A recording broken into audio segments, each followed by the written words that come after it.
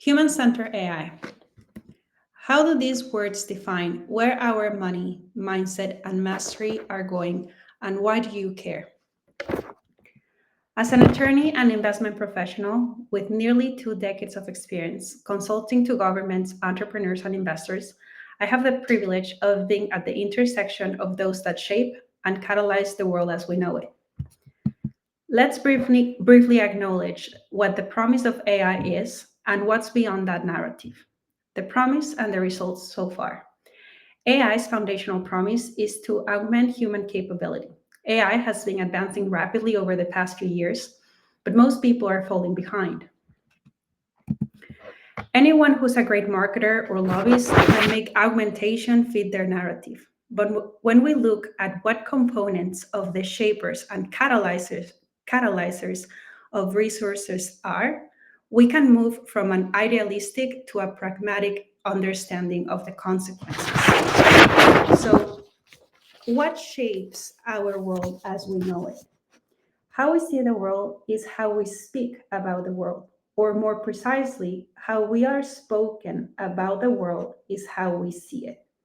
Initially, mom, dad, they shape our world. And then as we interact more outside of them, we continue to be shaped by others. Since we know this, it is critical to be deliberate and careful in what we say and what dimensions are considered in complex definitions and for what purposes. Let's take a second. Let's take a second point of reference. Who catalyzes the shaping of society? So I gave you a clue earlier. The three fundamental catalyzers of society are three: capital, regulation, and technology. And from these three, technology is the most disruptive and impartial. Regulation is the slowest, and capital is a compass for the other two. So, shapers, catalyzers, and masters. Who is the master in everything? Well, definitely not regulation. Regulation is a reactive component, it reacts to incidents.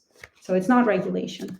And neither is technology, since evidently, when it's rapidly evolving and destructive, is kept away from humans. Think about nuclear. So, yes, I'm telling you all this because you are an incredible creator, builder, and power user. And we also have top tier investors. We, all of us, hold an immense responsibility over our words, our money, our mindset, and mastery. We are the ones who are really defining how we shape the world. So the next question is, how can we build a world with better KPIs? And for that, we're going to contrast two simple ideas that are currently used concerning technology powered by AI. The first one is AI first mindset versus human centered AI. So, why would you care about this differentiation? Well, the distinction is the difference between participating in and profiting from this $1 trillion market opportunity or being replaced by it. Hypothetically, we all can participate in AI and the profiting of it. But let's go a little bit more technical in what participate means. And for that, I'm going to set an example of logical fallacies that we have in our metrics and that need to be evaluated and rethink consistently. So one of the logical fallacies for KPIs of equality in human progress was when the internet started, the access to internet. So when this technology emerged, governments, private companies, everybody rushed to provide citizens and other groups with access to the internet. So initially, libraries, school acquired computers. And then with the emergence of mobile phones and social media, Wi-Fi was a very important component for this metric of access to the internet. However, the distinction wasn't clear, neither it was consistently evaluated to measure human progress. So while now a lot of people, majority of people have access to internet, they are not digitalized. So that has become a concept that is not interchangeably, and it's important to understand it's the distinction. So Um, what does digitalization actually means?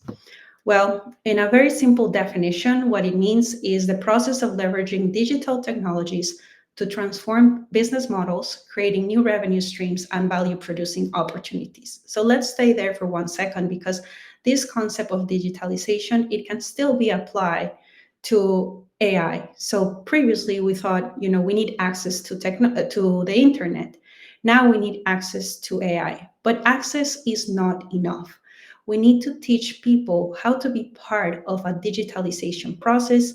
In other words, profit from it or create value producing opportunities for others and for themselves. So that way they can participate in the opportunity and not be replaced by the opportunity. So, so what is human-centered AI? Well, human-centered AI is a framework to keep humanity protected, progressing, under the application of AI, considering a set of values of ethical use. Inclusivity for its digitalization, important, education, training, and equity in the increased capacity of profitable productivity and more. This is a complex definition that it has a lot of components involved, and it's important to consider it many times and think deep about this definition. Now, we have the contrasting mindset, which is AI first. Now, AI first, as we first explained, its words tend to shape how we think about things and how we act or react about things.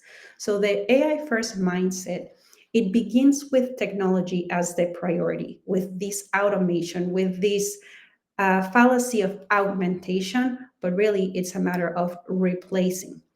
So we have the risk of trivializing human skills with this mindset, and it tends to sideline the core value of human insight, creativity, and nuance.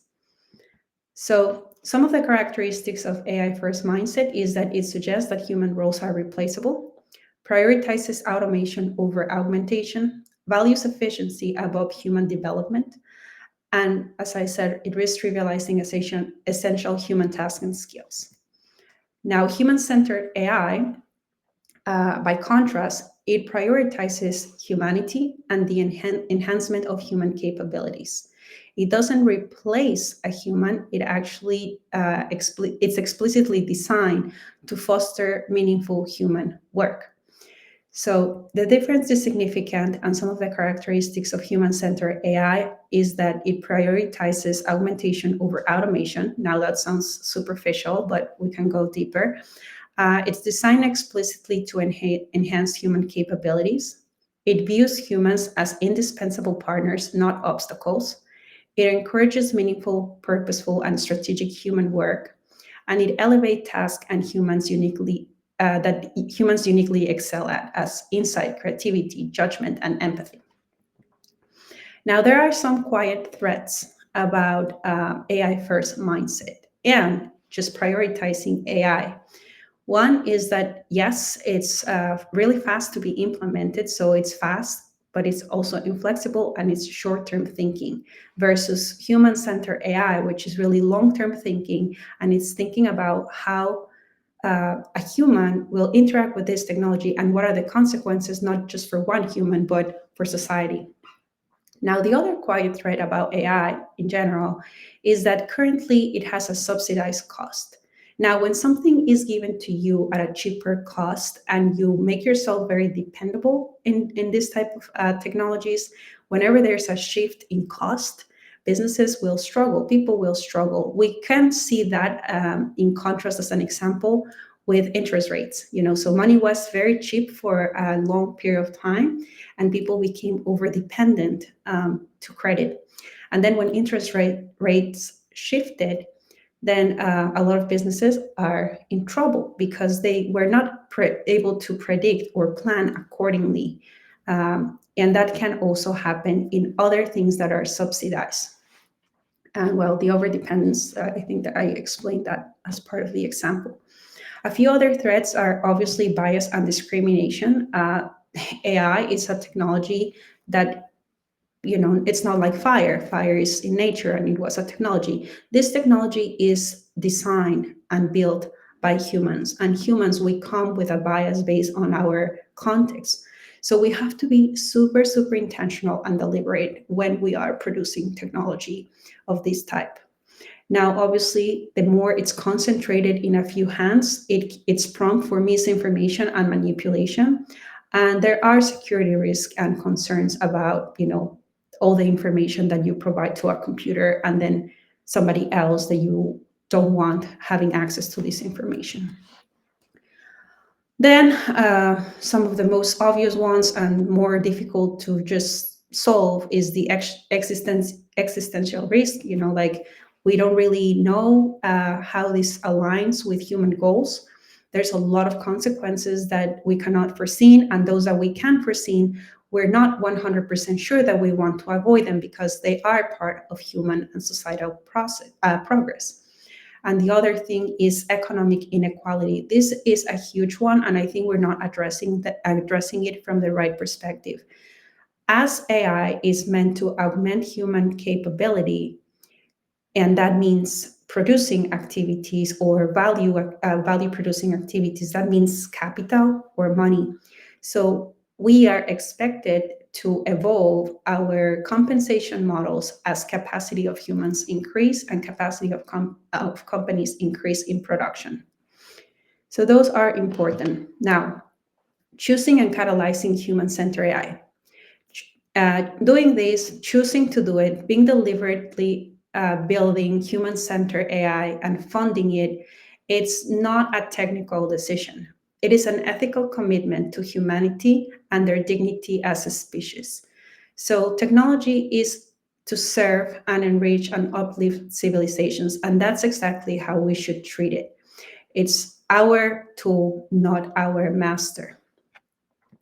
So the capital industry, the investors, they are choosing to deploy their capital with technology and with companies that have guiding principles based on innovation and with ethical frameworks. One of these frameworks is human-centered AI. Our proposal is 11 principles and a pledge where it's AI for humanity. So let's iterate in these 11 principles and this pledge together. Together, the future is brighter. Thank you so much.